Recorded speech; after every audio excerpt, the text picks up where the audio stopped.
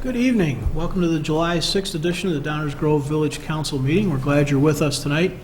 Hope you had a nice weekend. We're able to celebrate Independence Day safely. As we always do, we'll start this evening's meeting with the Pledge of Allegiance. I pledge allegiance to the flag of the United States of America and to the republic for which it stands, one nation, under God, indivisible, with liberty and justice for all. Rosa, would you please call the roll? Mayor Barnett, Here. Commissioner Jose, Commissioner Wallace, Here. Commissioner Sadowski-Fugit, here. Commissioner Colavani, Here. Commissioner Bill Martin, Here. Commissioner Glover. Here. Commissioner Jose is vacationing with his family tonight, which is a good thing. Is there a motion concerning previous council meeting minutes? Mayor, I move that the council adopt the June 15th meeting minutes as presented. Second. Any comments from the council or questions? All those in favor say aye. Aye. Opposed? Passes unanimously. Item 4, just like that, on our agenda tonight is the public comments section. This is the portion of the meeting for public comments on items not on tonight's agenda. So if you're here for a specific agenda item, we will have another round of public comments a bit later. If you're here to let us know about something that's on your mind that's not on the agenda, please come on down to the microphone and let us know.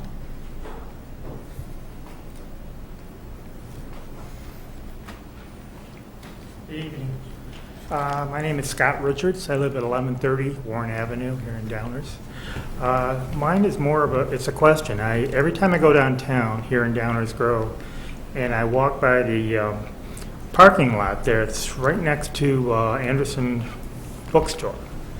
And I'm always curious about it because I never see it used. It's the signage on it says it's permit parking only.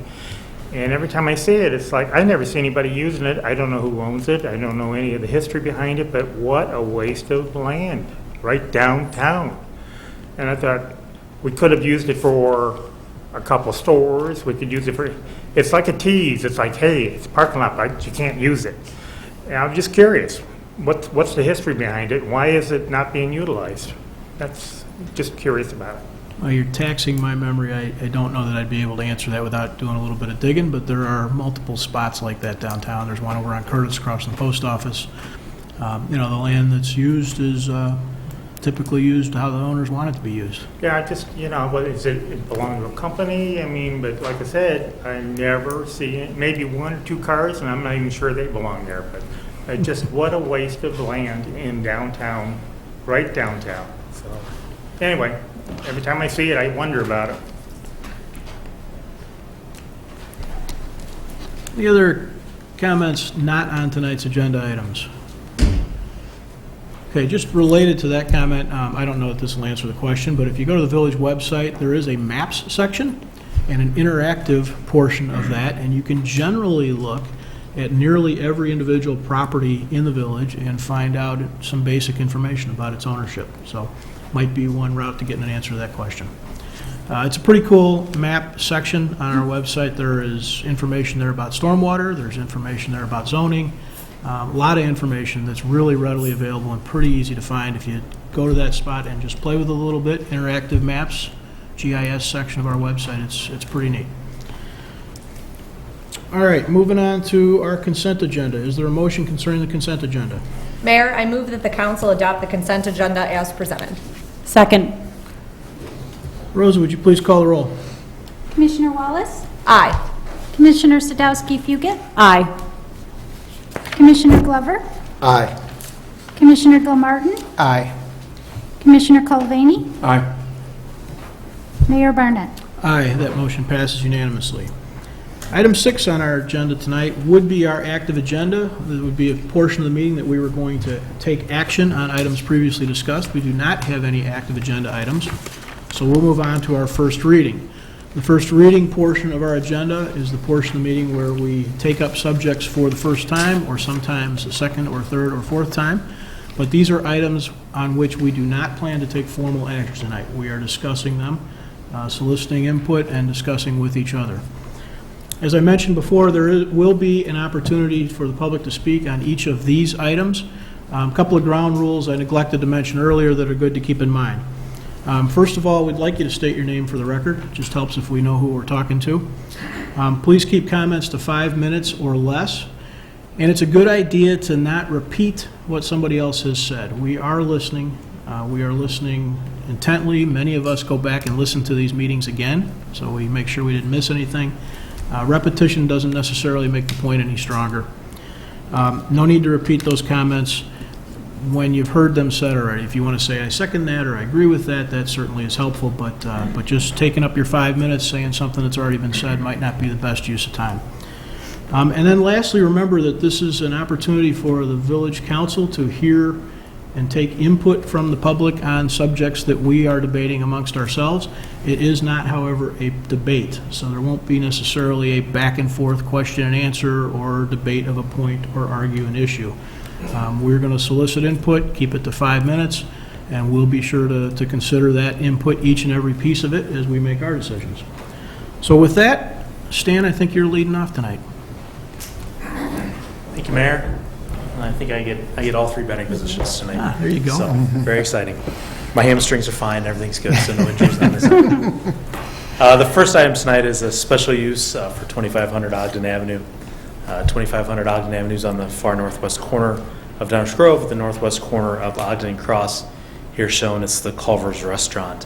The building is currently laid out like this, with the building in the northwest corner of the parcel, some green space throughout, and then a large parking lot. The current drive-through is a single drive-through running from the north to the west side of the property. We're going to focus up on this corner as there's no proposed changes to the building or to the site design. So I'll focus in the northwest corner here. This is the current layout of the drive-through. The petitioner is proposing to create a double-lane drive-through with 2 lanes for ordering and then a single pickup lane there once you place your order. The proposal will also eliminate 8 parking spaces. However, the entire site will still have 97 parking spaces where there are only 48 required, so we still have an excess of parking at this location. The double drive-through does require special use, and that's why we're here tonight. With regard to the comprehensive plan, it's corridor commercial, which is a mix of retail, service, and office uses, both to serve the local and regional needs of the community. The Plan Commission found that the standards for approval for special use were met and recommended approval at their June 7th meeting. If there's any questions that the mayor and council might have, I'd be happy to answer those for you at this time. Do we have any questions or comments from the council on this subject?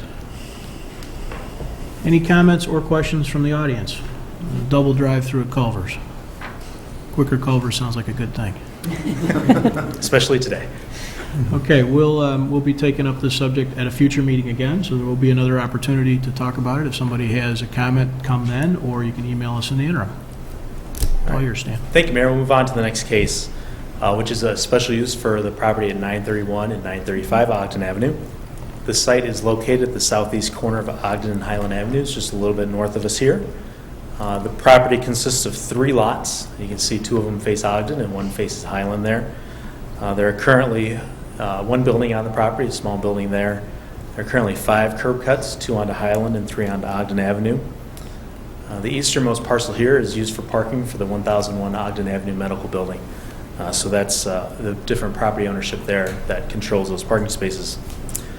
Petitioner is proposing to construct a multi-tenant commercial building with the eastern space here shown on the left-hand side of the image with the drive-through. It is the drive-through that requires a special use. Looking at the site plan, you can see this building is laid out east to west in the middle of the site, and some increased green space there on the property as well. Curb cuts have been reduced from 5 to 2, 1 on Highland, 1 on Ogden there. There's a new sidewalk on Ogden and the existing sidewalk on Highland, and some good pedestrian connections for the tenants in those spaces as well. The drive-throughs in a counterclockwise motion or from the south to the north, south to the east to the north there to exit towards Ogden Avenue there as well. There's an opportunity for a cross-access easement agreement with the neighbor to the east, so that's something that staff looks at when it's possible. The neighbor to the east does have some stormwater that is stored in the parking lots, so we have to work with the 2 property owners, but that is a potential there at this location, potentially now or even in the future. The petitioner will be relocating those parking spaces to the south side. There's will be 15 spaces will be used by 1001 Ogden then. Both this site and the 1001 Ogden site will then be appropriate for parking as well. So they do meet, both sites would meet the parking requirements at that point. With regard to the comprehensive plan, it's a corridor commercial again, just like the previous site down on Ogden. It is part of Catalyst Site D10. We have a blended neighborhood-oriented retail offices and services. D10 talks about reducing curb cuts, pedestrian circulation, cross-access, enhanced appearance, and consolidate parcels to improve functionality at this intersection, which this proposal does consolidate those parcels. The Plan Commission found that the standards for approval were met, and they recommended approval. If there's any questions on this petition, I'd be happy to answer those at this time as well. Thanks, Dan. Thank you. Any council questions or comments? I had one.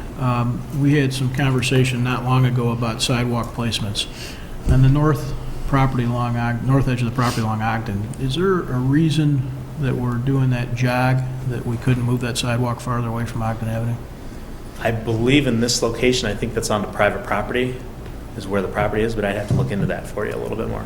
You could dig into that a little bit. It just, I certainly feel better when we're farther off the street, and particularly on Ogden Avenue. Any comments or questions from the audience on this one? Okay, well, again, we'll be back on this subject again. If you've got something, please let us know. Back to you, Stan. Thank you, Mayor. For the next item before you tonight is a rezoning, planned unit development and special use proposal for a 167-unit apartment building at the northwest corner of Maple Avenue and Washington Street, with those three addresses as the three addresses. The property is located in the downtown business zoning district and is classified as being in the downtown edge functional sub-area within the downtown focus area plan and the comprehensive plan. The property consists of 3 parcels, a 1-story office building on the west side, a residential duplex in the middle, and then a church parking lot for the First Baptist Church, which is at the southwest corner of Maple and Washington. The petitioner is proposing to construct a 7-story, 167-unit apartment building. Due to the topography changes, the building appears to be 7 stories along Washington Street, but as you move further west on Maple, it is 6 stories adjacent to the other developments on Maple Avenue. It's a combination of efficiency units, 1, 2, and 3-bedroom units as well. There's 2 levels of parking. The lower level of parking is accessible on Washington Street. It provides 71 parking spaces for the First Baptist Church, and on that level there are 76 spaces for the apartments. The second level of parking is accessible from Maple Avenue. This will be resident parking only. In total, the whole development provides 233 parking spaces for the residents. The amenities at this location include a pool deck, club and fitness rooms, a pet spa, a dog run, and a bike lounge.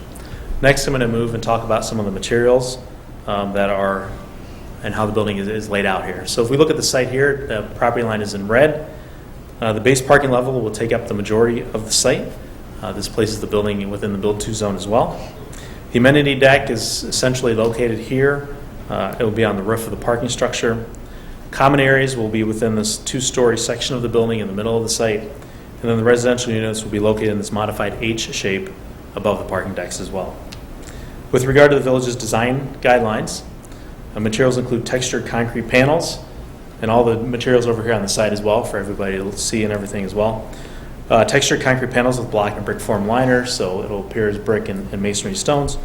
Fiber cement panels, specialty masonry veneers, metal panels, face brick, and aluminum framed windows.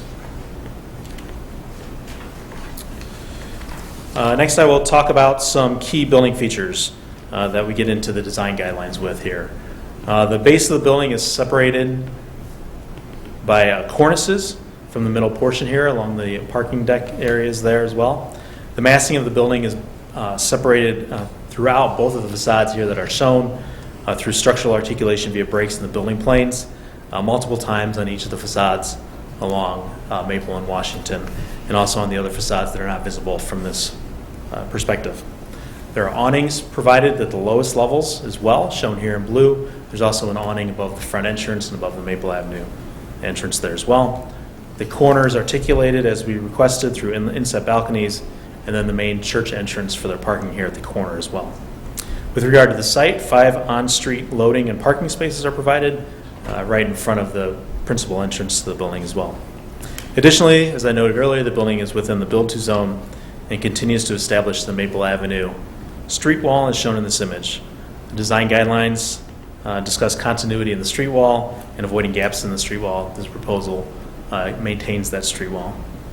The building base includes, and this is an image of the main entrance for the apartment building. The building base includes knee walls beneath the lobby windows. There's a water table detail that runs around the whole building there as well, shown here in blue, highlighted in blue for you. There's detailing around decorative lighting at various locations. You can see the landscaping in this location, the outdoor seating, and then again we see the cornice feature here, both on the parking level and then also on the two-story common space level as well. The principal entry is also differentiated through a different building material and also includes an awning feature with the proposed sign on it there as well.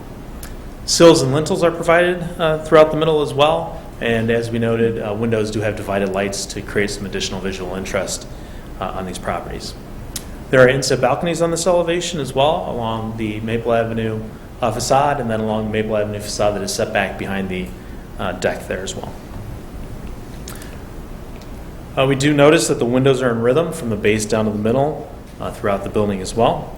There are various horizontal expressions through changing in materials that are located on the facades as well. There are both inset and protruding balconies on the facades. You can see the inset balconies here at the corner, and then the protruding balconies are along Washington Street. This also happens and occurs throughout the building as well.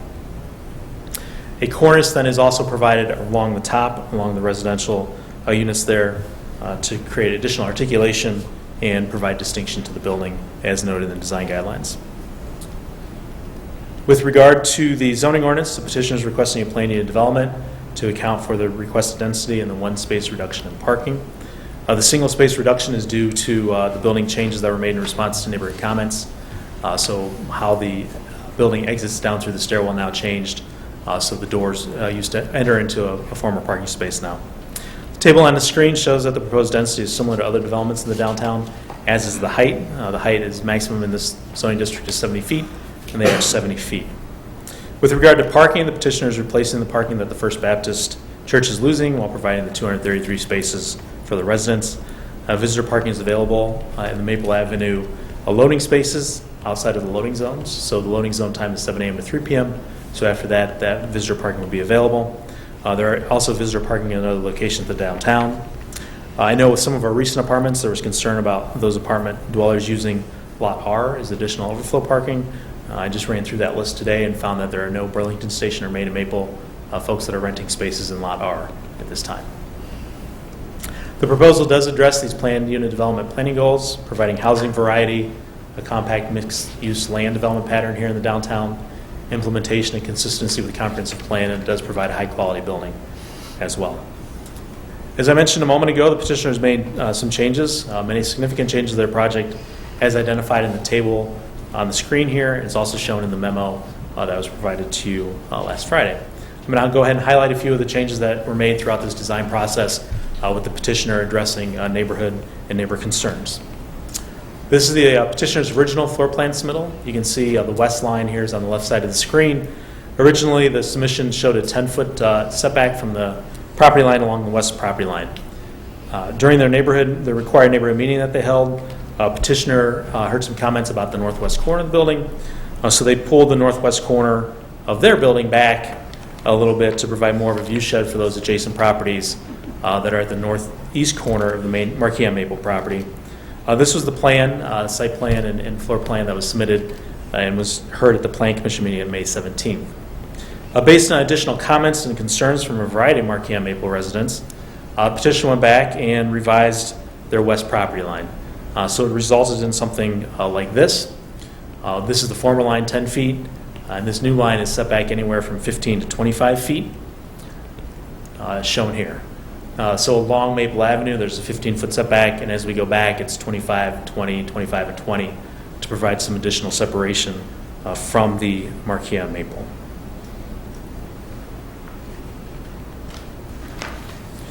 This did require that the northwest corner of the building extend further north again.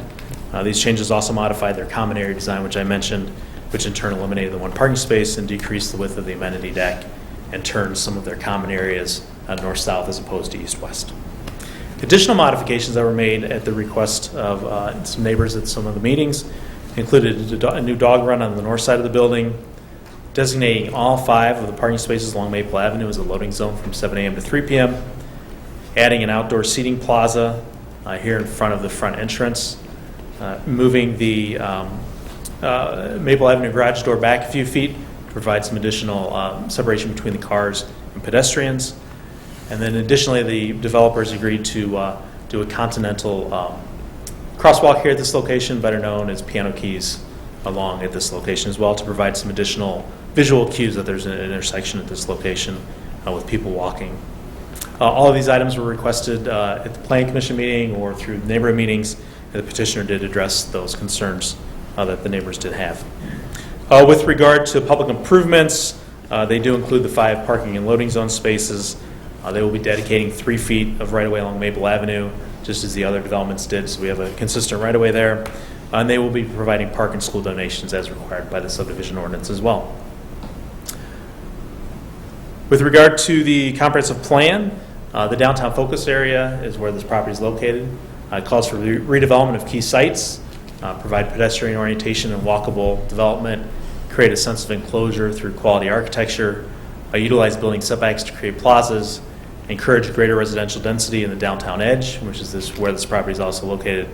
One item, too, that the comprehensive plan notes is the success of downtown can be attributed to many items, including architectural detailing, mix of land uses, pedestrian-oriented design, appropriate building heights, and street walls. The property is also identified as Catalyst Site B11. It notes its area is important transition from downtown to the adjacent residential areas to the south and east. The site provides an opportunity for additional multifamily residential that is sensitive to the adjacent height and massing of nearby buildings. It does not mention commercial at this location. It mentions residential at this location. If we look at this image provided by the petitioner again, we look at the heights along Maple Avenue as being very consistent with each other here at this location. We also look at the separation, which is a 23-foot separation between the Marquis and Maple and the proposed building. And then we also look at the U-shape here of the proposal, which mimics the church U-shape on the south side of Maple Avenue as well. If we look a little closer at the difference between the Marquis on Maple and this proposed building, first off, we look at the height. Marquis on Maple measures 59 feet. We measure height to the bottom of the flat roof structure. Here we're just over 63 feet. The Marquis on Maple parapet and the tower feature does extend up to 71 feet. As we talked about the street wall here, there's a 4-foot setback on the proposed building. There's an existing 8-foot setback on the Marquis. So it provides a 12-foot separation between the two buildings at the street level. And as we go up with the residential floors, it's a 15-foot setback at this location, which is a 23-foot separation there, which is pretty consistent with where the Marquis and the Main and Maple project separation is located at that location. And then, as you may remember from the previous slide, once we go back beyond this initial sort of unit right here, then the building does set back 20 to 25 feet off of that property line as well to provide additional separation between them and the Marquis building as well. And then this does maintain our street wall, which is desired. With regard to the downtown edge functional sub-area, here is shown from the comprehensive plan. It's a transit-oriented development to leverage public transportation, a mix of land uses. It talks about this edge being the area of greater residential density as a predominantly desired land use at this location. These residents here can facilitate a vibrant and energetic downtown, provide economic sustainability to the core. You may remember with the last comp plan and some zoning ordinance changes, the core height was reduced, and the council directed the comp plan to have this larger density and larger buildings around the edge, around the core there as well. We did note that there was buildings close to the core, other buildings that exhibit core characteristics should have these similar characteristics, which is near the sidewalk and provide a continuous street wall as well. At their June 14th meeting, the Planning Commission found that the standards for rezoning, planned unit development, and special use standards were met, and they recommended approval of the project. I'd be happy to answer any questions for the council. Petitioner's here as well, and it has a presentation that they would like to provide as well. Thank you, Stan. Let's do that next.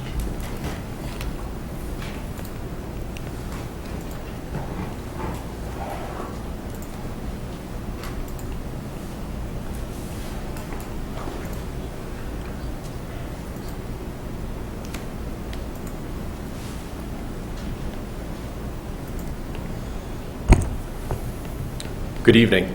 My name is Paul Robertson. I'm a development director with the Opus Development Company. On behalf of our development team, I want to thank you for your time tonight. We're very excited to present to you our plan for the northwest corner of Maple and Washington. I'm going to go through a little bit of an overview on Opus, talk a little bit about the project, try to keep it brief because Stan covered a lot of it there. And then I'm going to turn it over to Dean Newens, who's the head of our architecture group, who will talk about the changes that we've made and then walk you through the building. So the Opus Group is really three companies. We have our own in-house architecture and engineering group. Dean Newens is going to be is speaking. He is the head of our group. We have Opus Design Build, which is our in-house construction company, and Opus Development Company, which is the real estate arm that I'm a part of. And again, together the three of us are one point of contact. We don't have any separation between us, the construction, and the design side. Opus has a 40-year history of development in Downers Grove, completing over 15 projects, including the Highland Landmark, which is arguably one of the nicest office campuses in the western suburbs. Opus West, which is 700,000 square feet, and Highland Oaks, which is 500,000 feet. I'll zip through the project overview because Stan did a nice job of talking through this. Again, 167 units, a mix of alcoves, 1 bedrooms, 2 bedrooms, and 3 bedrooms, 233 residential parking spaces and 71 parking spaces for the church. It's 5 levels of residential over 2 levels of structured parking, but it really reads as 7 stories from one side and 6 from the other. Again, this is Catalyst Site B11. I think this has already been made clear. These are the comprehensive plan compliance requirements and how we have I think, satisfied those. Again, adding households to the downtown. Again, this brings 167 households. This is a redevelopment of an underutilized site. It's a surface lot and 2 non-conforming uses. It enhances the downtown as a cultural and social center.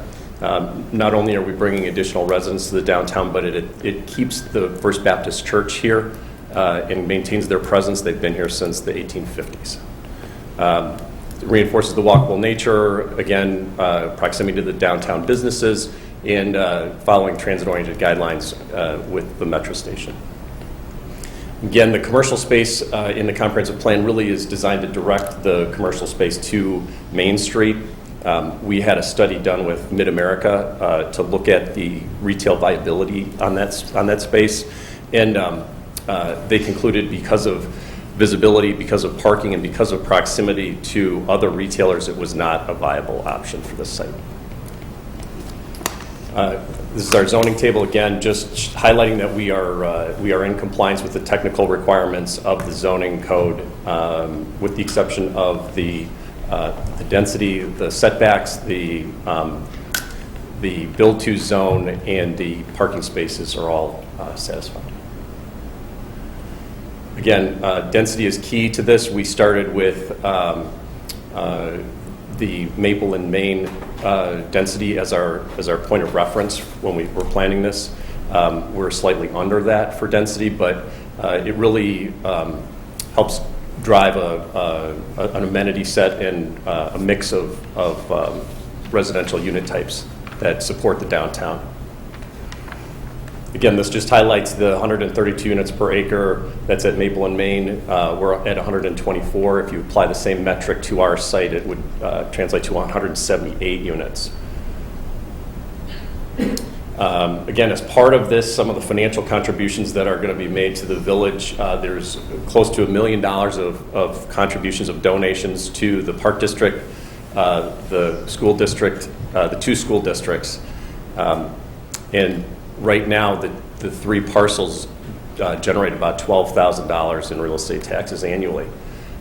We estimate that when the property is stabilized, it will be over $625,000 of annual real estate taxes. And again, there's no TIF, there's no public subsidy. That's 100% benefit to the community. I'm going to turn it over to Dean Newens, who's going to talk about the response to the public comments.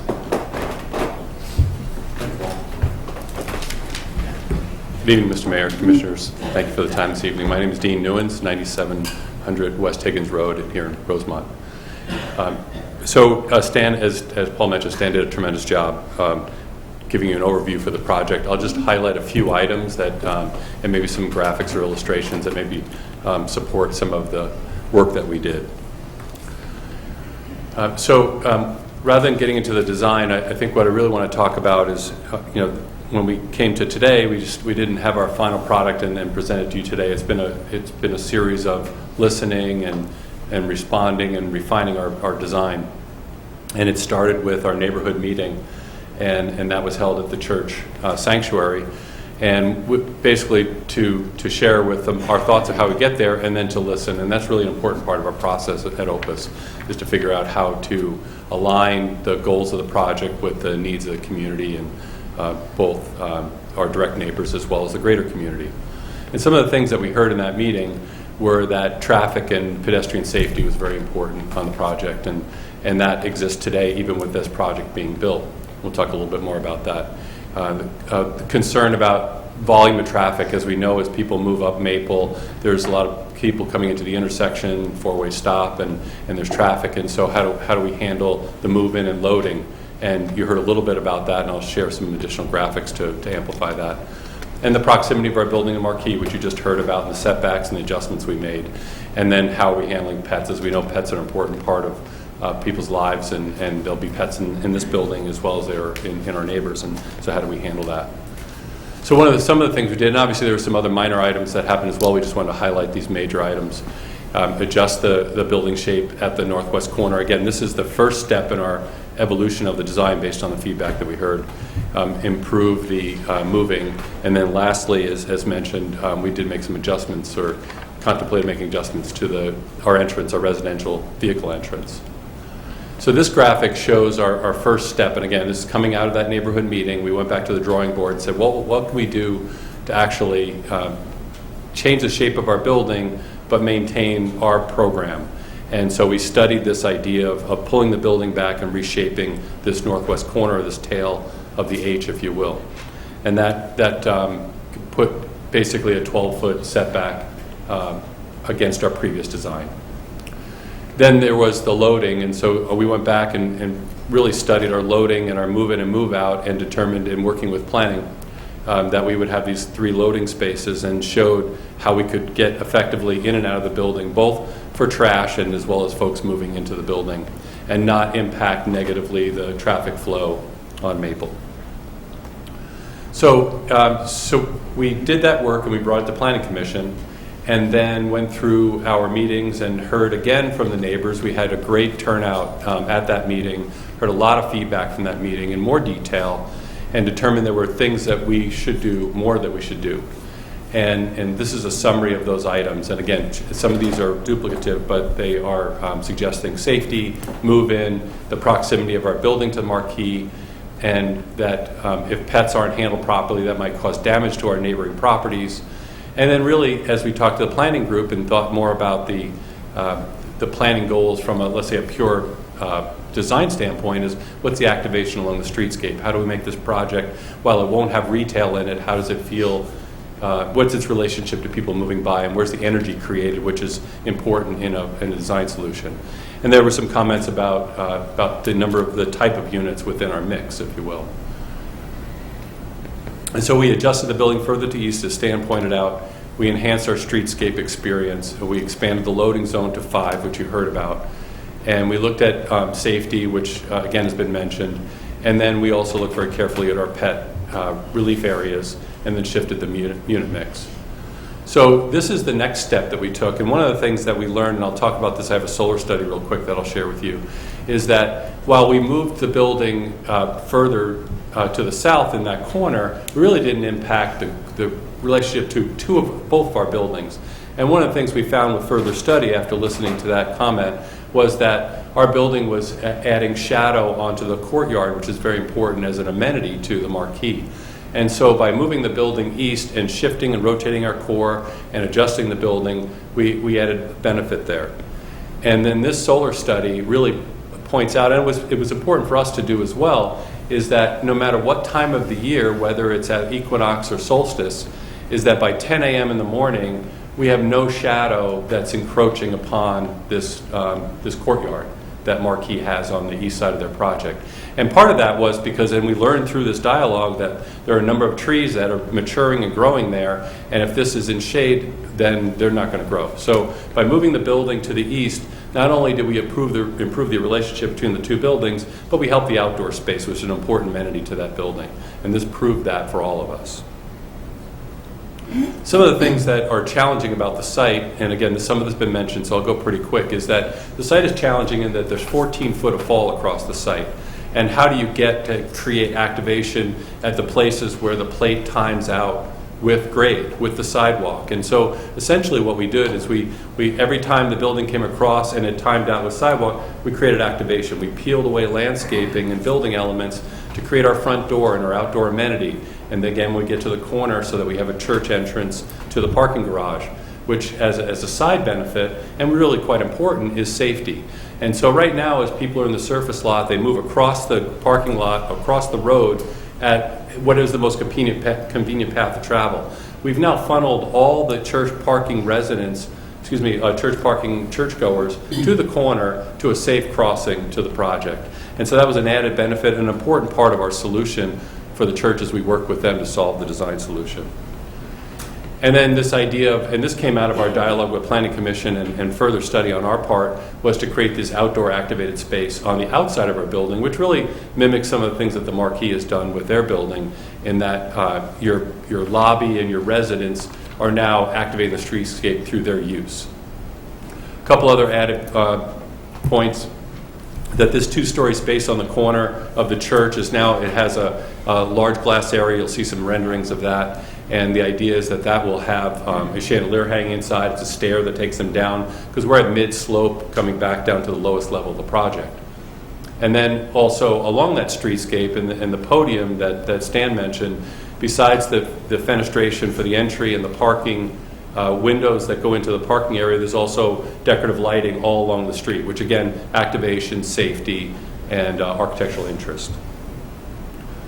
This is just a diagram that just points out, as you think about, there's a lot going on in the street, and how, as you move along the street, there are different things happening, whether it's activation or where it's access, pedestrian access, vehicular access, and as we move all the way around as a corner site, we really have responsibilities for both streets. This is an enlargement of the entrance to our project, and you can see the patio area that we're creating outside, as well as the landscaping. Again, this idea of activation, which is very important in the planning guidelines. This is our corner rendering. This is actually the entrance for the church parking. So when you come safely across the street at this intersection, you enter this glass corner and you go down. The churchgoers can also continue down the sidewalk to the entrance. Is another pedestrian entrance at the northeast corner of the project as well. Expanded parking loading zone and move in, move out based on the dialogue that we heard. Here are the piano keys that we talked about to enhance pedestrian safety at the crossing. One other, we spent a lot of time talking about pets. This really was a result of that conversation.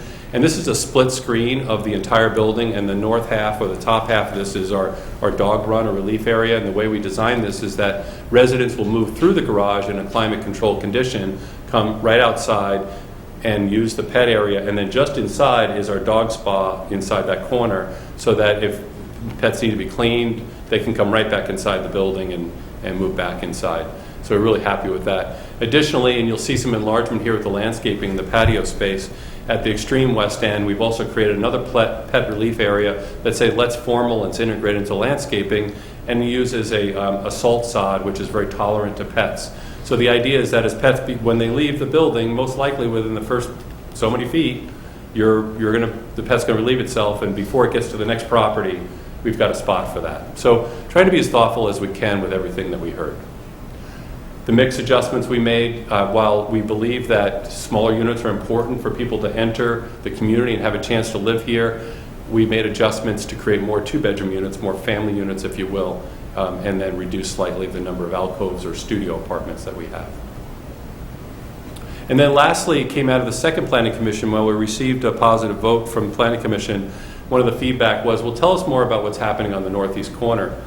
And this is a reflection of the last adjustment we made, and that was to pull our glazing from the north side of the project to the corner and then reintroduce the arborvitae hedge that's there. We'll need to take that out to construct the building, but we realized how effective that is as a screening element and wanted to be able to introduce that back, so we'll replant that when we're done, and that'll grow back very successfully.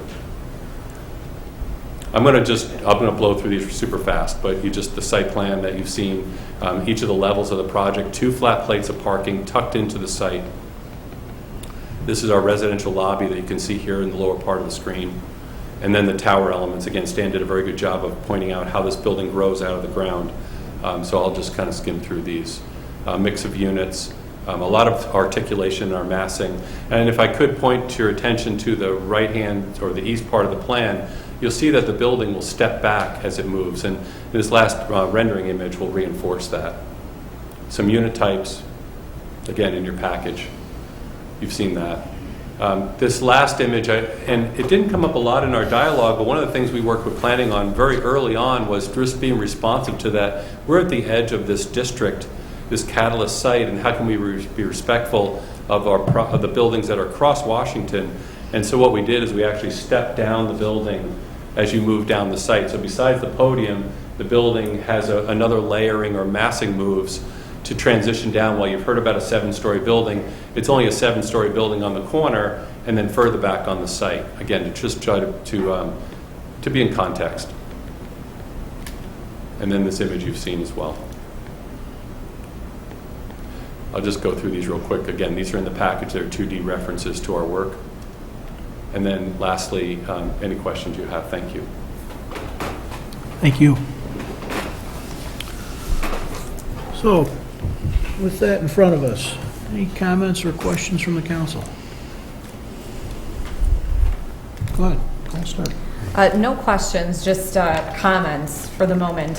First, I want to thank staff and Opus for all of the information. This has been a long time coming, and a lot of work has been put into this, and it's greatly appreciated.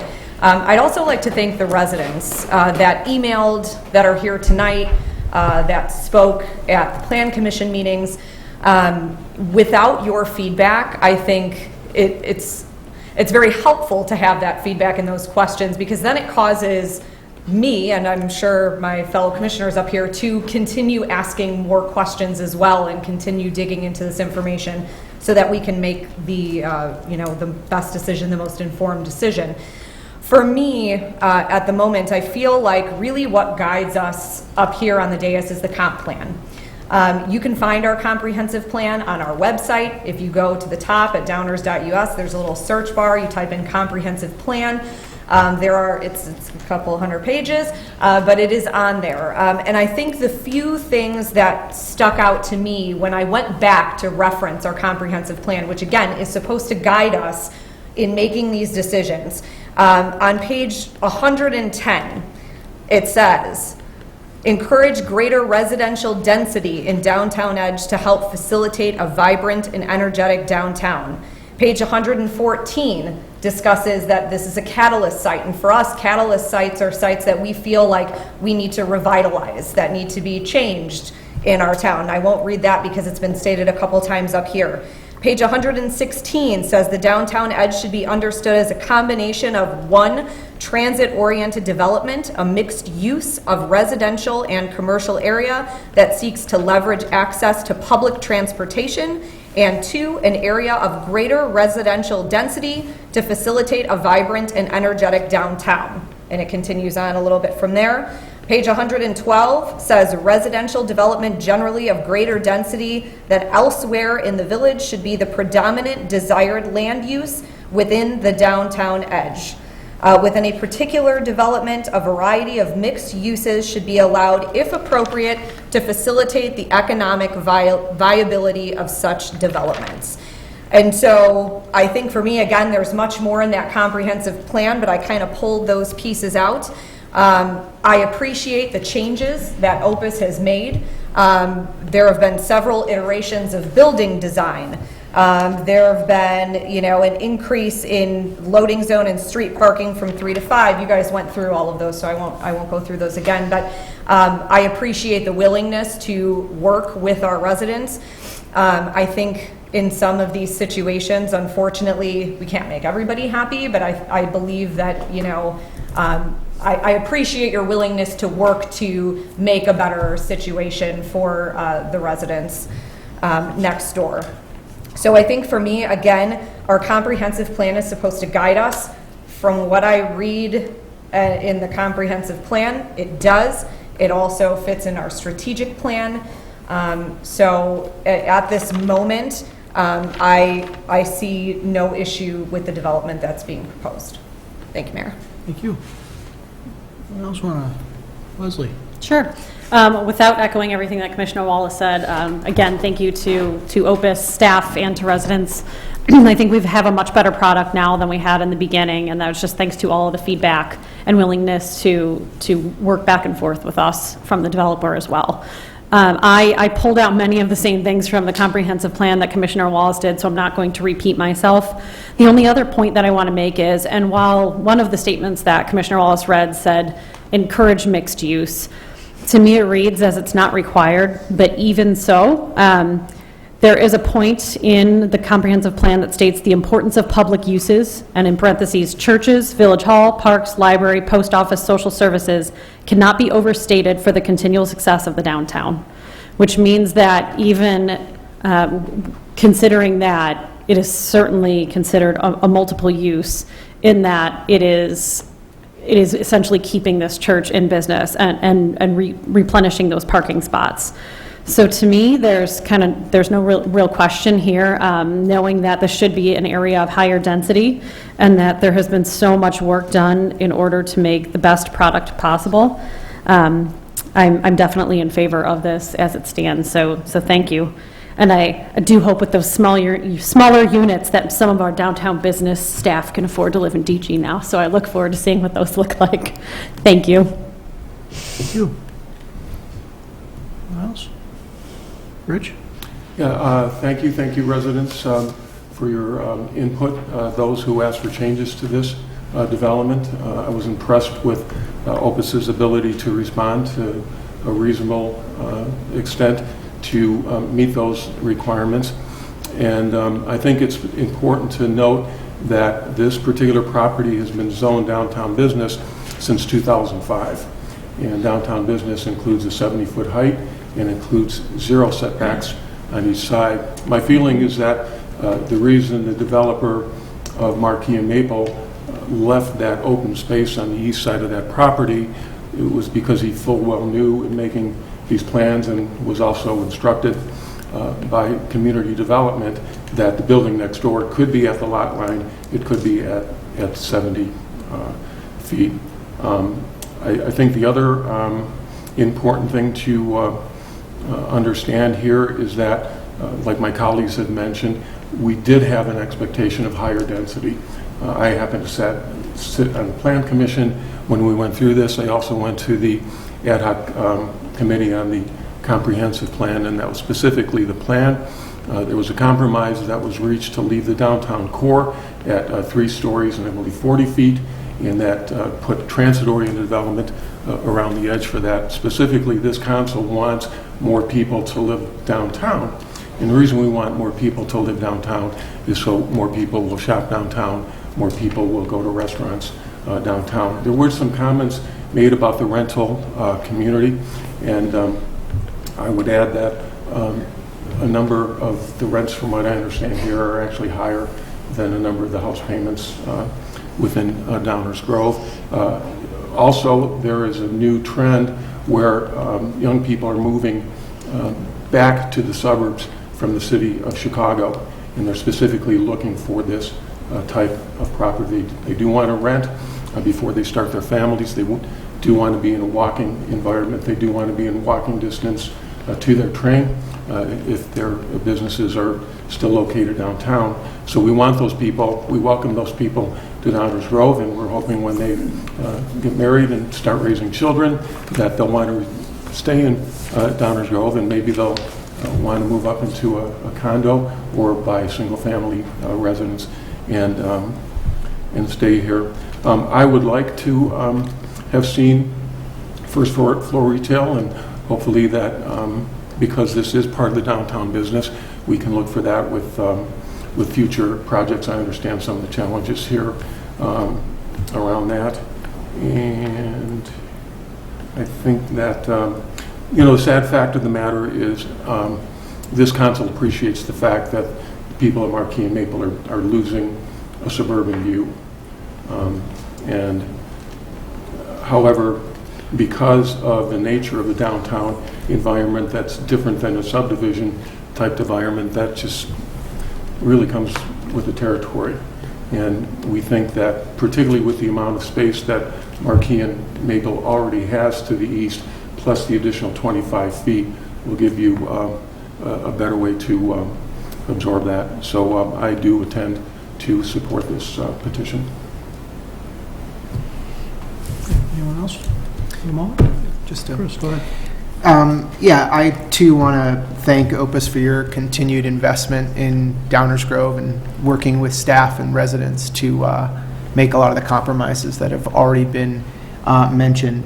I did have one question, though, on the loading zone spaces. You talked about a 7 to 3 window, but we see all kinds of deliveries at all hours now with sort of the on-demand in places like Amazon that deliver. And I wonder if 5 spaces is a number selected based on density, and if that timing or the allocation of when those spaces switch over to just open parking is something that can be addressed or has been thought about, just given the number of trucks, delivery trucks we see now at all hours. It's no longer a 7 to 3 window.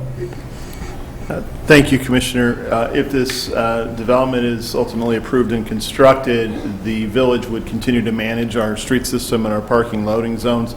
That's something we could address downtown-wide. There are several loading zones like this throughout our downtown, and I think the idea of relooking at hours of operation and why is a really good idea. We'd like to get some input from downtown management on that as well, and we can come back to you with some ideas on all of the loading zones. Great, thank you. Chris? I didn't understand something. I could use a little clarification. Activation. There was a lot of reference made to activation along particularly the street wall and the sidewalks. Could somebody describe what that means a little bit more? When we're seeing design and we're talking about activation, what are we actually referencing? Seemed to be a design element. So we're always looking for spaces that people use, I guess is what I would say.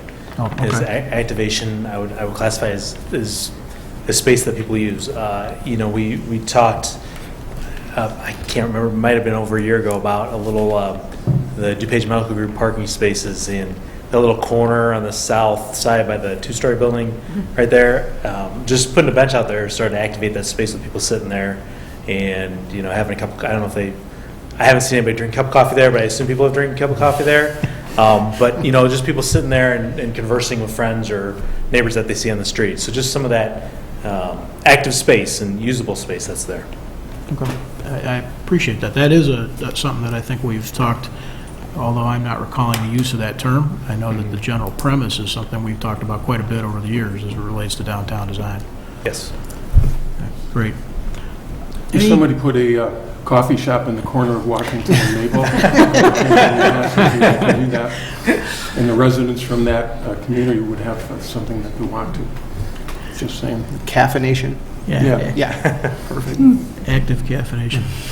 Thanks, Dan. You're welcome, Mayor. Okay, anybody from the audience have things they'd like us to consider and hear about as we continue to deliberate this? If so, please come on down to the podium and let us know what's on your mind.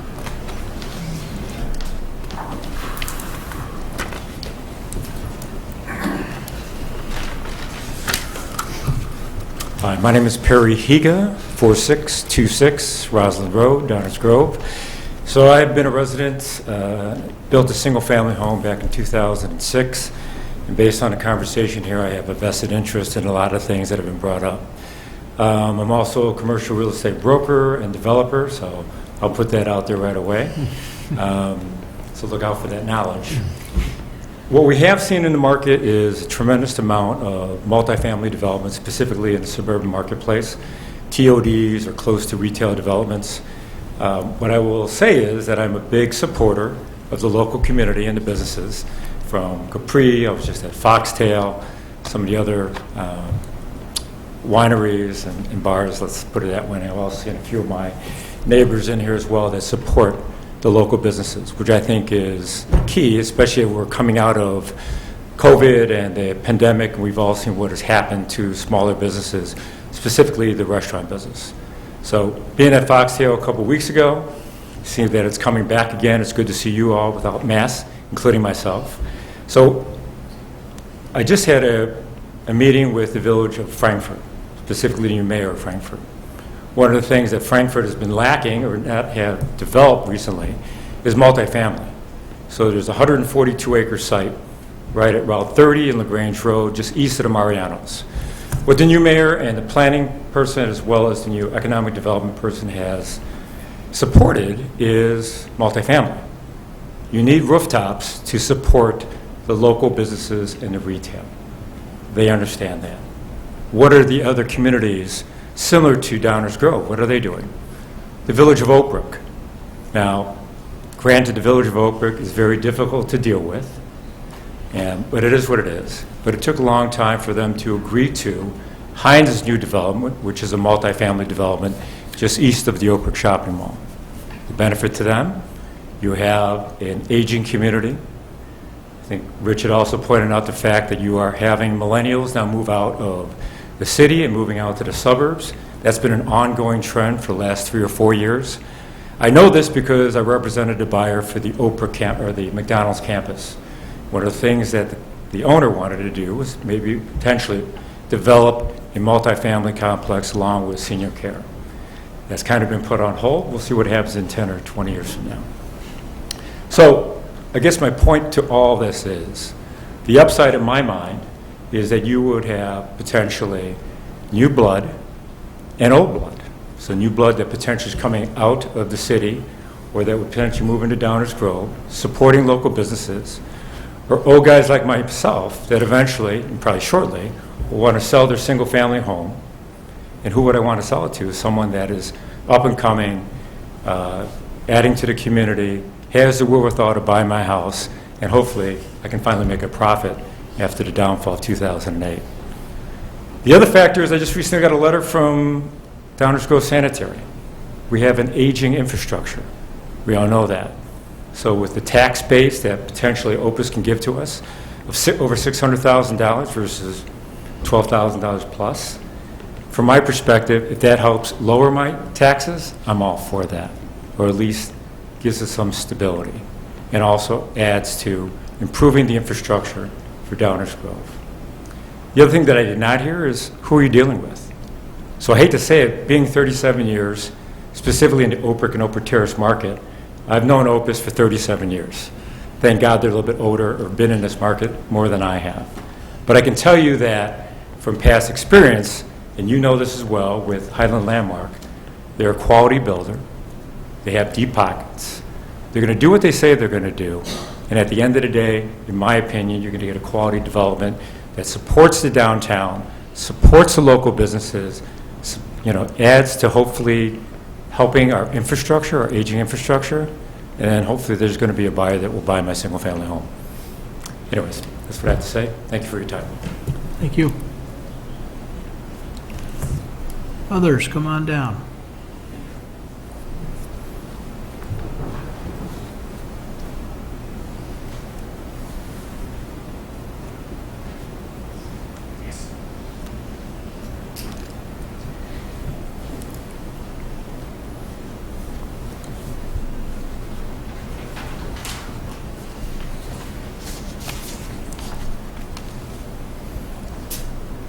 Good evening, I'm Tom Burns. I live in the Marquee, and I do have something at stake here to lose.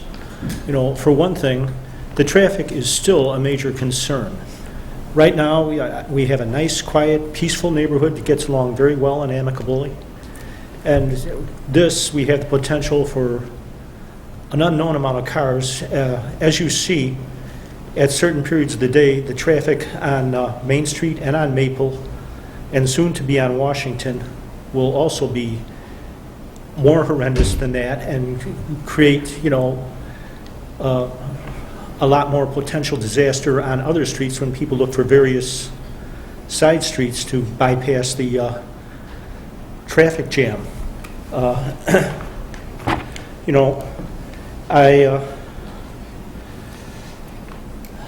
The neighborhood is very nice, and still, the way I'm looking at it, they set back the garage door, but how does that really help pedestrian safety?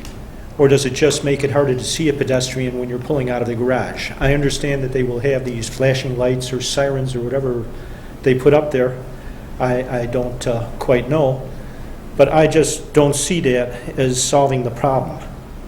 And I would be interested to know if any of those speaking in favor of it, of this project, if they're in it for any personal gain, or if they just feel this is really in the best interest of the city to have such a behemoth structure so densely populated, which actually is more densely populated than the Maple and Main Street apartments, as one of the planning commissioners pointed out at the meeting the last time. I think he said it was 40% more dense, which I understand you would like to see more density, but how much can you fit in a small area? Is just seems to be what they're trying to do, and the size of the units is, in my opinion, somewhat questionable. I don't know, in anything below a 2 or 3 bedroom, at least, I don't see too many people being interested in a 1 or no bedroom unit at all. So small, I mean, they're essentially a closet, in my opinion. And then in terms of taxes, they are well over 3 times the size of what the Marquee is, not only in terms of property, but in terms of population. And their taxes, from what I gather, are less than 300% by far than what they collect on the Marquee. Well, I understand that you folks don't have any say in that, but I'd like you to consider the services that they're using and the time that they're taking and the problems that they're creating. It's hard enough to cross the street now at Washington and Main, Maple and Main, without getting run over. You see people run every day. Somebody's in a hurry to get to the train station or to get home. And, one of the commissioners mentioned that it would be nice to have a business on the corner there, as did one of the people in the Planning and Building Commission, mentioned that they thought that would be a good spot right on the corner of Maple and Main for business, not where people park and stay for a half hour, an hour, or whatever, but they had mentioned some businesses which I don't recall, but a coffee shop would be a nice place to have there. People on the way to the train would do that and perhaps be more leisurely, and that would certainly improve our economy. The closest coffee shop to there would be over on off of Main Street, right off Main by the Burlington tracks on Burlington there, I guess, is one, and then on the other side of the tracks. The small coffee shop on the south side of the tracks, I don't know that they have hours that early, but on the north side, I'm quite sure that they do. But again, there's, it's popular and it's a surviving business. I don't see why they couldn't do the same thing here, because we're expecting a lot of foot traffic, as they mentioned in the meeting, that they did not feel too many people would be using their cars very often, which I think we have a potential for as many parking spots as there are cars to be coming out at once and to be clogging up the streets, Washington and Maple, and various streets around there. I'd also be interested in doing a more thorough traffic study. What they did was, because we have the coronavirus and we have the lockdown and so forth that was going on, it was difficult, as they mentioned, to get anybody out there to do anything, that it just wasn't possible because people were not traveling to work. People were not driving to work. Everybody was working from home. So I feel that a new, more up-to-date and much more accurate traffic study would be in line. Other than that, that's all I have to say, but, except, why does the Park District get so much money and the school district, which gets the least amount of the tax money, it seems, gets so little when we want to be a thriving and intelligent community and lead the way for the other people? We have enough trouble now. Looking down the road, Russia is way ahead of us in many of these aspects for education, and many other countries and many other states, and in particular the communities around here. Look at Hinsdale, what they do to their schools, and the money that they give them, and they get top ratings. We do not. I would like to see us on all the websites as a perfect score, and people say, I want to go there because we're going to have children and they should go to school there. I have relatives that moved from Melrose Park to Glen Ellen because the school district was so much better. And they thrived, and they all have degrees now, many years later. And it's just amazing the difference that it makes. Thank you. Thank you. Other comments from the audience? Questions from the audience?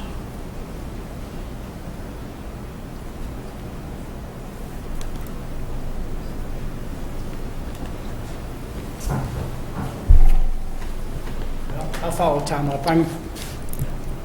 He had a lot of good points. I'm John Simos. I live in the Marquee also. I'm retired out of real estate, commercial appraising, still a broker. A little bit of experience.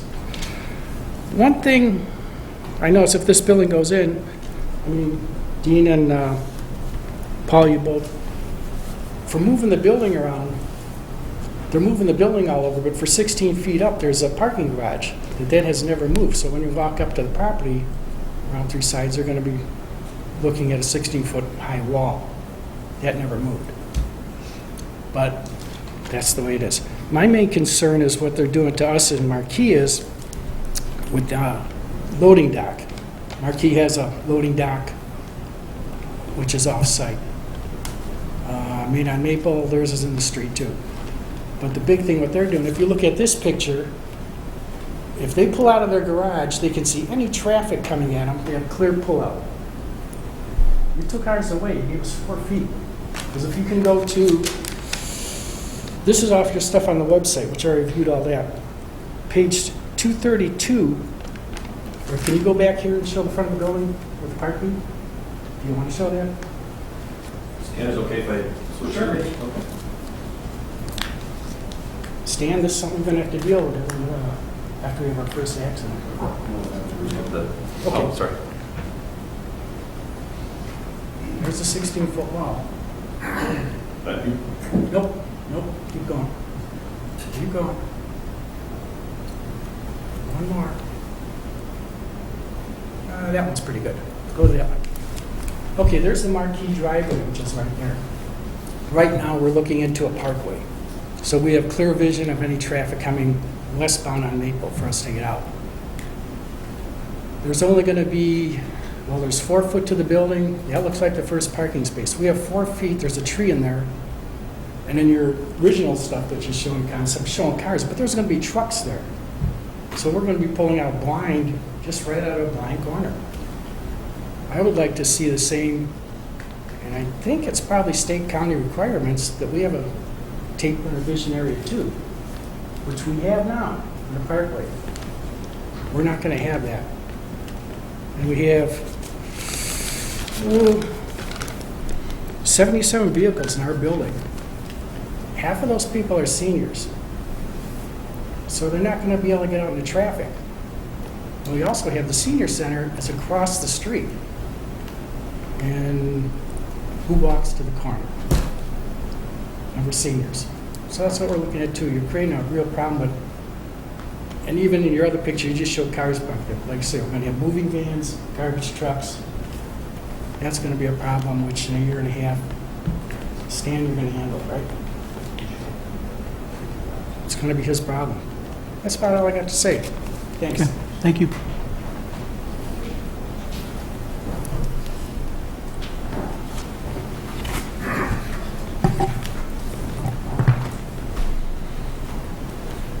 Good evening. My name is David Morrell, and I live at 510 36th Street in Downers Grove. And I'd just like to express my support for the project. And from my perspective, it's about 33 years coming. I moved in 1988. It was the first house that I ever bought, and I was very much looking at the potential for housing values to go up and for the community to advance, and for someday, like the first speaker said, be able to sell my house to a willing buyer. And I'd seen communities where that happened, and I'd seen communities where that didn't happen over time. And so my wife and I came to Downers Grove. One of the main selling points was the 25-minute Burlington Northern commute to Union Station. I worked downtown, and that was quicker than most surrounding communities around the Chicagoland area, that distance away from downtown. So that really meant a lot. And I love the parks, and I also love the schools. We were wanting to raise a family.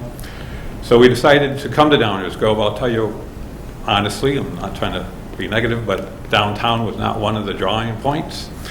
It looked a little worn out and sleepy, and I was a little worried about what was going to happen and whether the well-established, nice community of Downers Grove was going to stay where it was or whether it was going to grow and be progressive. So I was delighted when Mayor Betty Cheever and the Village Council established the TIF, Tax Increment Finance District, I guess it's called, and the Downtown Development Plan. I was thrilled, and have watched over the years as building after building has gone up, and restaurants have come in, and everything seems to become much more vibrant.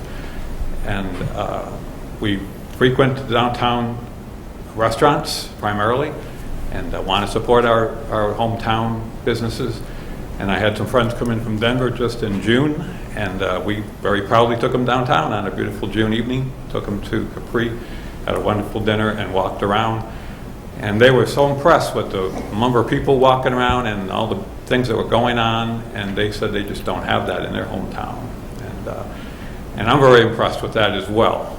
And I became a homeowner back then. I began to realize that I had to pay property taxes, and I think they're very high in Downers Grove. So when I see this kind of project come in that's going to bring that kind of shot in the arm to the tax base, I think that's another positive thing. And I've seen that the downtown development has not just been good for the downtown, but has been good for all of Downers Grove, as we've seen a lot of worn out buildings being torn down for new buildings, going up new homes. I think that's because Downers Grove is advancing, and developers know there'll be a market for this town.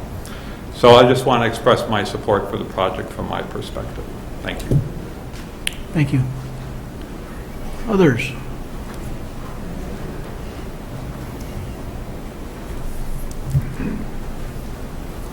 Hello, my name is Enrique Del Paz. I live at 5704 Lyman Avenue in Downers Grove, just south of here. I also want to express my support of this project.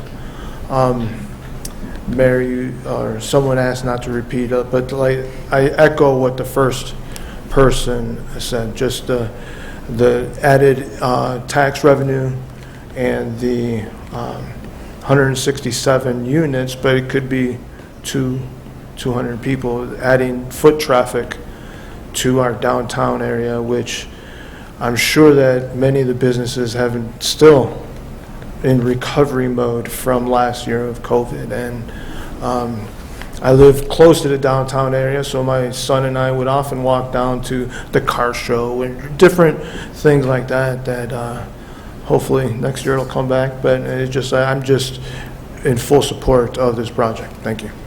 Thank you. Anyone else want to speak to this subject?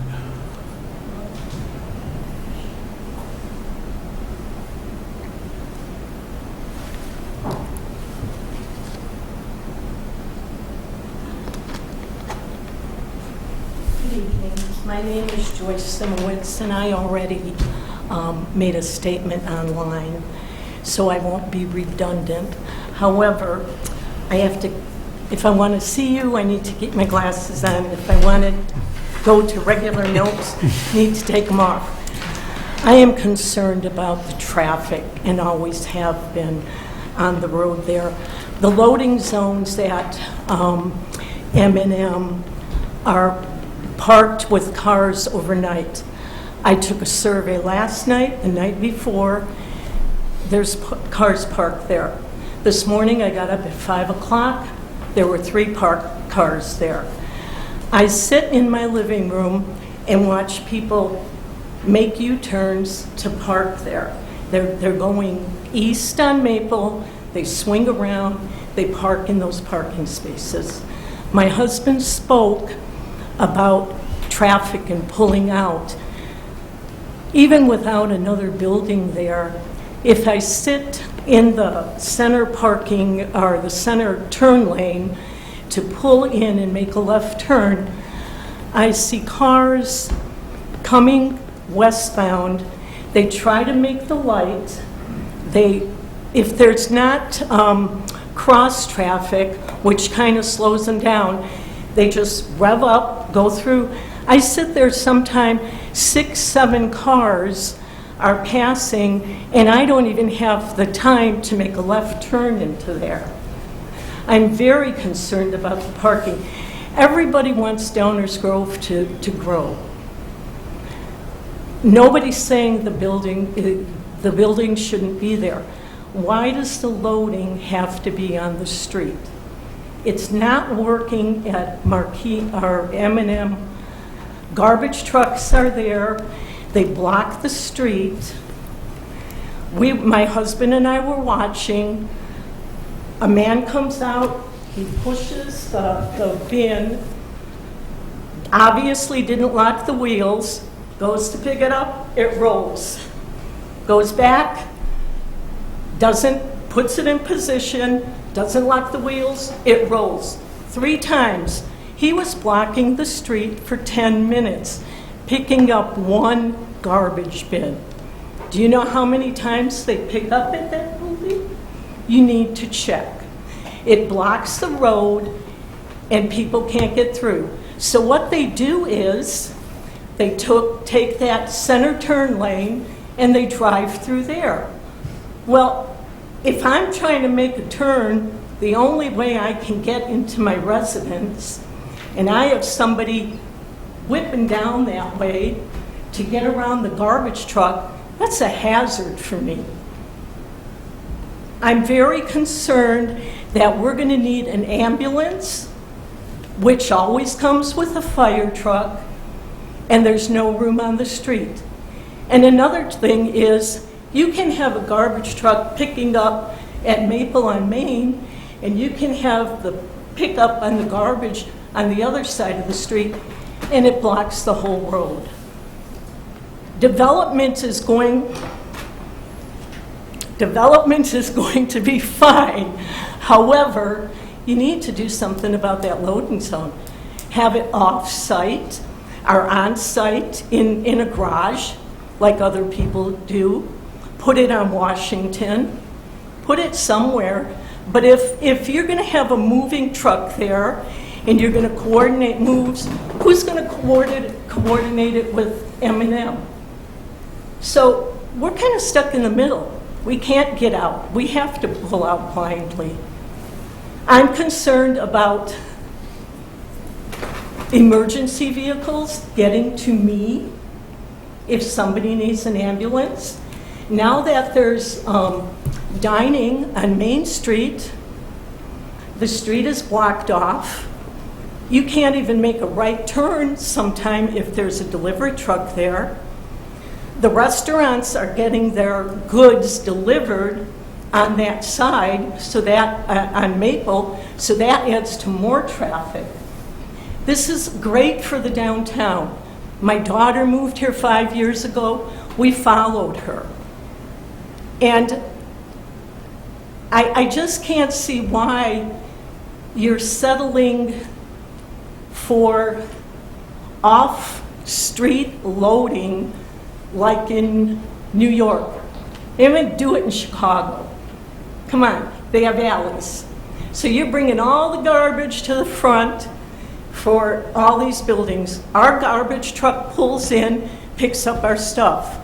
That's all I would ask, is you make it safer for all the residents. Thank you. Thank you.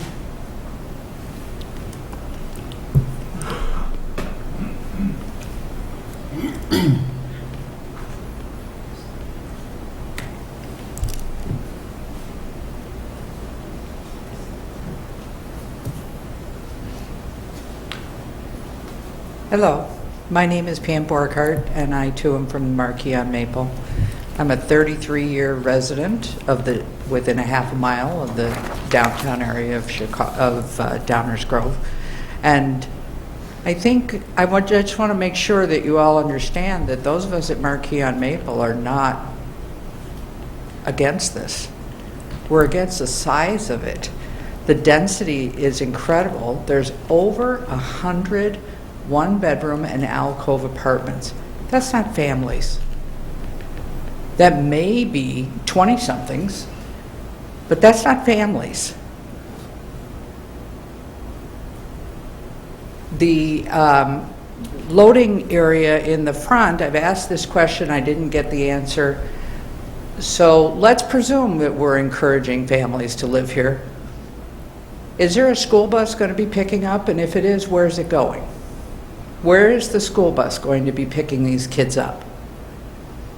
Today I talked to the state of Illinois as I was directed from somebody from the village here, asking about handicapped parking. Now I was asking for the Marquis because we have handicapped parking not only for our residents but for our visitors.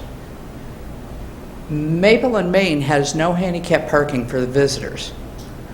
I don't see any handicapped parking for any visitors here. Why do some places have a requirement for handicapped parking? The woman in Springfield told me if we have 2 parking spaces for visitors, one of them has to be a handicapped parking spot. Where's their handicapped parking? And if the primary moving in is done between 9 and 4, then why are we having the loading zone till 7 to 3? It doesn't make sense. And again, where's that school bus going to go? Then we get to the parking garage for the church on the other side, and this is not Opus's issue, this is the church's issue. But the church has activities way into the night, every night. What is the safety for those of us that walk in that area regularly with that parking door open all the time? We already know the issue that we have in the municipal parking garage with the homeless and the kids and all of that. Now you've got this whole section of the building that's covered on 3 sides, but the door is open, what, 18 hours a day? That's not very safe for neighbors. It doesn't seem like a good idea for not attracting cats and possums and raccoons and all the rest of that into this enclosed facility. So that piece doesn't seem very neighborhood friendly either. So there are some things that we should look at. If you go to downtown Wheaton, they have a lovely unit in downtown Wheaton. It has a single truck bay off the side of its building. Why can't this place have it too? They've got a lot of space there that they're using, but instead they're maximizing the number of apartments, and we all know why. But the Marquis makes almost as much money, if not more, for the village with 55 units. So it's not necessary to have 167 units. You can do it for less. Thank you. Thanks.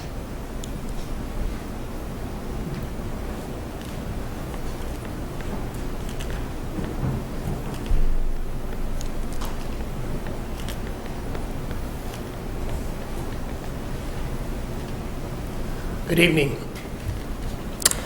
My name is Dennis Gonier. I live at 5252 Washington Street, which is very close to the intersection of Maple and Washington. I literally live 2 houses and a church away. Now, I rise and supported this development because the problems that I've heard about, and I've attended a few of the meetings before, all seem to be challenges that any good, smart, well-run municipality ought to be able to solve. Parking, pets, trash, logistics. What is at issue here And why I rise is because initially there was a concern that there might not be a desire to even develop this project. And it reminded me, when I moved to Downers Grove, in the house I live in, I've lived in 5 states in 15 years. My family, 2 small children, and my wife moved here. And not long after, about 5 years ago, our street was swamped with vehicles, construction, remodeling, because Maple and Main and the Marquee were being built and developed. And it looked like chaos. And all I could imagine as a new resident to Downers Grove, that this was going to be apocalyptic to my property values, to the safety of my children. I was frustrated, and I called the village. And a nice gentleman came out to meet with me. And I explained my complaints to him. And he said to me directly, "I understand, Mr. Gonier, I beg you to look at the greater good. We'll work to solve these problems. But in time, you'll see that development and growth is for the greater good." I thought that was a little Pollyannish, but I bought into it. And sure enough, here I am 5 years later. My roads have been repaved. My intersections have been redone. The parks are phenomenal. The park staff, phenomenal. Our fire department and police are the best anywhere. Our storm management is definitely a challenge to be addressed. But we live in the best community I've been in ever. And I look at development and growth in a planned, careful way with problems being solved as extremely meaningful and for the greater good. So I rise to encourage this project forward with the recognition that there are problems to be solved, but I have complete confidence in the quality and expertise of you leaders. I pay my taxes for that, for the staff, to solve those problems. Thank you very much.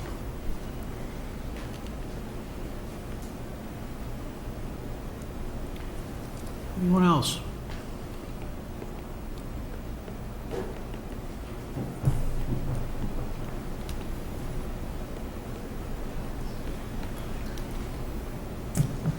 Hello, I'm Pastor Don Zimmerman, First Baptist Church in Downers Grove.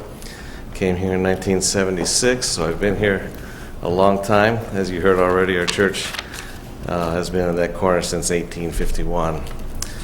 We had to take a vote from our congregation in order to be able to move ahead on this project. It was overwhelmingly supported by our people. Felt like this was something that was good for us as a congregation. The idea of having our parking lot undercover, no more snow and no more issues like that, was an attractive thing to us. But I do want to make sure that I clarify something.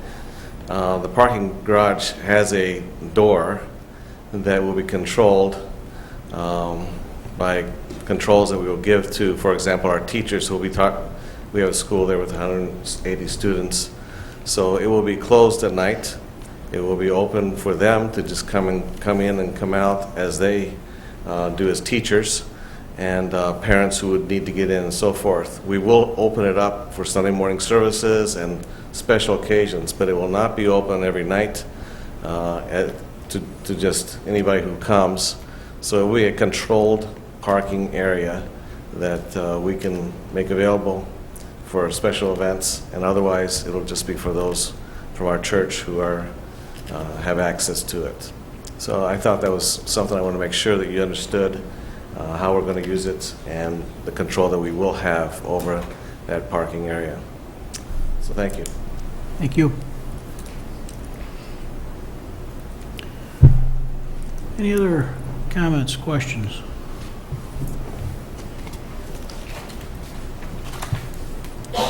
Good evening. Thanks for this opportunity. I'm echoing the first speaker and several others in favor of this project. Quickly, 14 years I've lived here, bought my first house.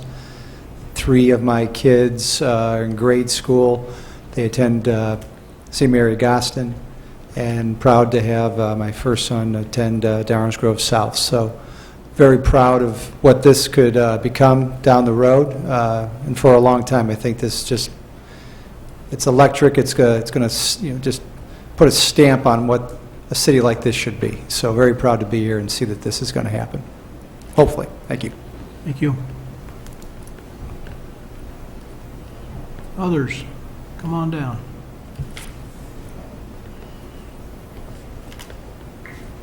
Hi, good evening.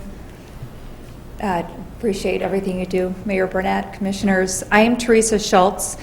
I am one of the sellers of the property, and I think it's important to speak for just an overview of why I'm so interested in this project. I live at 1307 Maple. I own the property at 947 Maple, where I have my commercial real estate business. And about 6 years ago, my husband and I found a very rough shape 2-flat, and we love Maple. We fell in love with the town, and we decided to invest our money into that house, and we've had excellent renters. We have not had a day of vacancy. We've been blessed with that. But when we moved into Downers Grove in 1998, we lived about a mile out of town. I'd still say it's in town, but certainly we never walked that far. It was a long walk. But we moved on to Maple, and it changed our life. It changed our relationship and enjoying our walks and eating and walking to town, walking home. My children get to ride their bikes into town, have ice cream, walk home, and it's fantastic. And with all the commercial real estate that I do in the downtown district, one of the most big selling points that I've used is that there were over 300 residential units coming into town. That was in 2018, 2019. And it was very difficult trying to bring in businesses into the downtown without the foot traffic. And I used that line with every one of my showings and explained to them how important walking traffic is to the downtown and how great it would be to have 300 units. And living on Maple and having an office right across the street, I was very excited about the idea when I met with Opus to put these 3 properties and combine 3 different owners together to see how this can fit. I've been part of the concept plan meetings, and I know that it fits in there. I have rights to build something here, and this was a great opportunity that backs up to the parking garage. What else can really do well here? I'm not going to have a retailer that wants to be next to a parking garage at a hard corner, and it doesn't feasibly support any commercial there. But to have this type of opportunity come onto our 3 properties and put all 3 of us together and say yes to this is a great opportunity, not for the community itself, but just for the Downers Grove fulfilling the concept plan. So I don't know if we'd ever be in this place again where all 3 of us lined up and we're willing to do this, but we are at this time, and we're very excited about it. I think it's going to grow and make the downtown more vibrant. I'm excited to announce it publicly when this is all put together, and hopefully that will help bring more restaurants into town, bring more office tenants into town, and have the community enjoy this project and what it will bring. So I do support it, and I appreciate it. Thank you. Anyone else want to speak on this subject?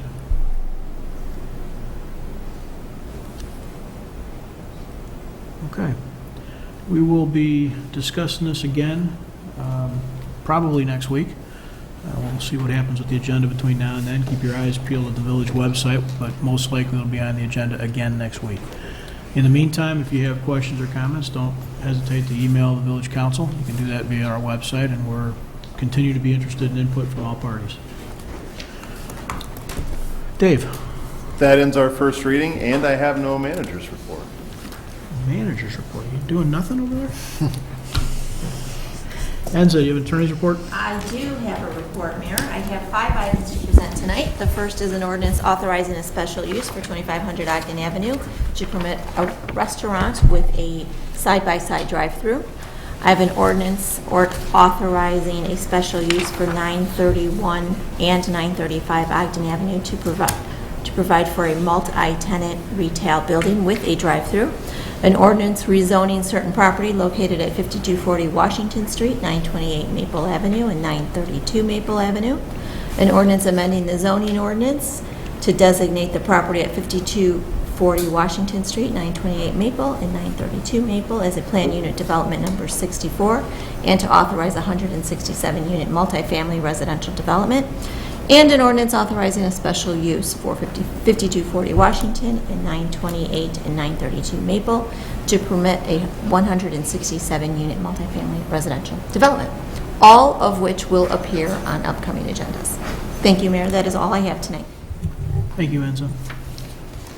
We have a brief mayor's report. There are occasionally some obligations I have, duties as it relates to the control and sale of liquor in Downers Grove. I have two issues that we're going to make public announcement on here now. Pursuant to Section 3-12 of the Downers Grove Liquor Control Ordinance, a public hearing for a liquor license application may be waived if a current license holder requests a change in license classification. However, the application must be placed on file for a minimum of 2 weeks, subject to public comment prior to the issuance of a new license. The village has received an application from Lakes Venture LLC, doing business as Fresh Time Market, located at 325 Ogden Avenue, requesting an upgrade from their existing beer and wine only license to a full alcohol license. Accordingly, I am placing the application for classification change on file in the village clerk's office. Barring any objection, once the 2-week waiting period has passed, a Class R1 full alcohol on-premise consumption liquor license will be issued to Fresh Time Farmers Market. This is placed on file July 6, 2021. I have a second one similarly. The village has received an application for a Class R1 full alcohol on-premise consumption liquor license and an application for a Class O outdoor liquor license from H.H. Naperville LLC, doing business as Bull Biryani, located at 1211 Butterfield Row, Suite A. Pursuant to Section 312 of the Liquor Control Ordinance, a public hearing for a liquor license application may be waived. The application must be placed on file for a minimum of 2 weeks, subject to public comment prior to the issuance of a new license. At this time, I am placing this application on file in the village clerk's office. Barring any objection, once the 2-week waiting period has passed, liquor licenses shall be issued to H.H. Naperville LLC, doing business as Bull Biryani, located at 1211 Butterfield Road, Suite A, placed on file Tuesday, July 6, 2021. Item 11 on our agenda tonight, council member reports. This is an opportunity for council members to report out on other agencies or organizations they're working with or members of, other goings-on in the community. We'll start on our left. No report, Mayor. Chris, got anything tonight? No report, Mayor. Thank you. Rich? No report, Mayor. Thank you. Leslie? I do. I just wanted to let everyone know that the Grove Foundation annual golf outing is back, which is very exciting. So mark your calendars for Saturday, September 11th, and keep an eye out for more information. That's it. Thank you. Nicole? Thank you, Mayor. I have a brief announcement. Ben's Memorial Mile is back on this summer. They raise money and awareness for mental health and suicide prevention in honor of Ben Silver. The event is on Saturday, July 31st at Downers Grove North. There's a kids 800-meter run, a running mile, and a walking mile. You can register at bensmemorialmile.com. Thank you, Mayor. Thank you. I have no report this evening. Is there a motion to adjourn? Move to adjourn. Second? Second. All those in favor say aye. Aye. Opposed? We are adjourned. Thank you all. Good night.